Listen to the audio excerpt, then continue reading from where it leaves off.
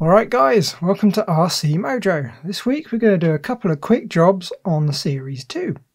First we're going to fill in some of those holes with LEDs. The holes were set to 8mm, so of course an 8mm LED doesn't quite fit.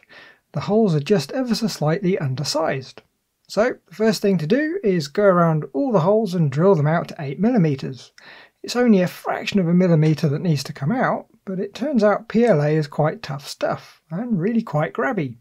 When all the holes are drilled out, the LEDs will fit, except the LEDs have a skirt on the base and the panels are a lot thicker than the length of the LED.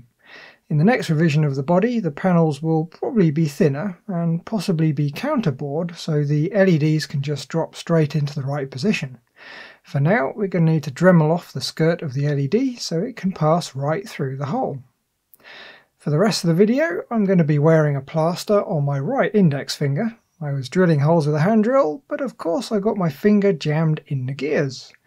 I did the rest of the holes with my large power drill, being very gentle with the trigger to keep things nice and cool.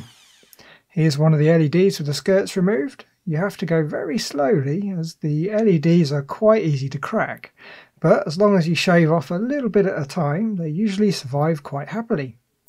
To make them look a bit more like the lenses on the full size, the reds and ambers need some clear paint. Tamiya paints work a treat with clear red and orange. Just make sure that you paint the right LEDs the right colours. You can get one of these super cheap LED testers from eBay. They're just a box of resistors, a 9-volt battery and a button, but they do save a lot of time. You just pop an LED in the 20 mA slot and click the button. Couldn't be easier. When they're all painted up, we should end up with 2 red ones, 4 orange ones, and of course the white unpainted ones. When they're all dry, all we do is pop them in the holes with a bit of glue to stop them falling out. I'm going to use some poly cement. It dries clear, won't fog up the plastic, and we'll still be able to just about press out the LEDs if we need to later. When they're in, all that's left with the lighting, other than the wiring, are the headlight lenses. I've started to wet sand them down, but they're still not flat enough to polish. I could really do with some rougher paper, as it's taking far too long with what I have. Other than that though, the tops of the LEDs poking out look fairly close to the full size. If nothing else, it's a lot better than the empty holes that we had before. The next little project is with the suspension. With the weight of the body, the suspension spends most of its time more or less fully compressed. Not a bad thing as such. The problem is, when the suspension's compressed, the dampers start to stiffen about 6 or 7 millimeters before they fully bottomed out. I haven't taken one out to check how they're actually assembled, but it feels like too many hard drops might just pop the tops off. The workaround is to use some glow fuel tube to act as a buffer to absorb the force before it gets to damage the damper itself. To fit them, all we need to do is pop a wheel off by undoing the M4 wheel nut, remove the screw that attaches the bottom of the damper to the axle, and twist the top of the damper off its ball end.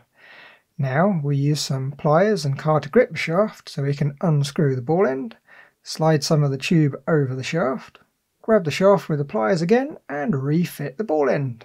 Clip the top of the damper back to its ball, refit the screw and wheel, and that's one corner done. Repeat 3 more times and we've got a nice safe setup. When the suspension's fully compressed, it now sits on the tubes rather than squashing whatever's inside the damper. With the body on and the suspension loaded up, we've got a fairly realistic amount of travel. It's not going to be a rock crawler, but it'll rattle down the trails with some tree roots well enough. Right, so that's about it for this week. It's a very short video this time because I've been getting trucks ready and batteries ready for a meet this Sunday. Actually, when this goes live, I should be at an old quarry running trucks. With any luck, I'll have some fun footage to share next week, depending how carried away I get with the driving. So, as always, thanks for watching. Like if you liked, subscribe if you haven't, and leave a comment if you've got something to say. Bye guys!